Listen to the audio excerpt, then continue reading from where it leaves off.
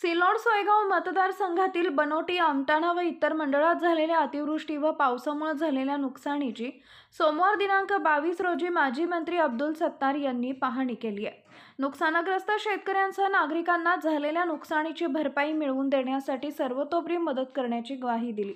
पुराच्या पाण्यातून व शेतातील चिखलातून मार्ग काढत आमदार अब्दुल सत्तार यांनी बाधित शेतकऱ्यांना भेट देऊन त्यांना धीर दिला।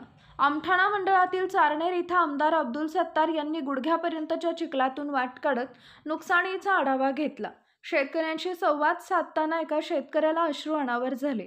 आमदार अब्दुल सत्तार म्हणाले, शेतकऱ्यांनी धीर धरावा, नुकसानग्रस्त शेतकऱ्यांना शासन वाऱ्यावर सोडणार आणि पंचनामे करण्याचे आदेश प्रशासनाला देण्यात आले आहेत। मुख्यमंत्री देवेंद्र फडणवीस, उपमुख्यमंत्री एकनाथ शिंदे, उपमुख्यमंत्री अजित पवार आणि कृषी मंत्री दत्तात्रय भरणे यांना भेटून तातडीने मदत मिळावी यासाठी पाठपुरावा सुरू आहे। कापूस, सोयाबीन, तूर यासह अनेक पिकांचं नुकसान झालं असून नदी नाल्यांना पूर आल्यानं शेतजमिनी वाहून गेल्यात। शेतकरी बांधवांना शासनाकडून मदत मिळावी यासाठी सतत प्रयत्न सुरू असल्याचं आमदार अब्दुल सत्तार यांनी सांगितलंय।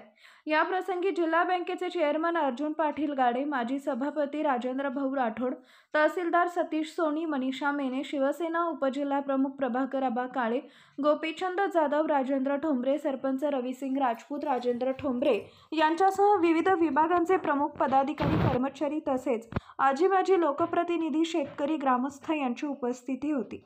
न्यूज 18 सह्याद्री सिल्लोड प्रतिनिधी मुजीब शेख।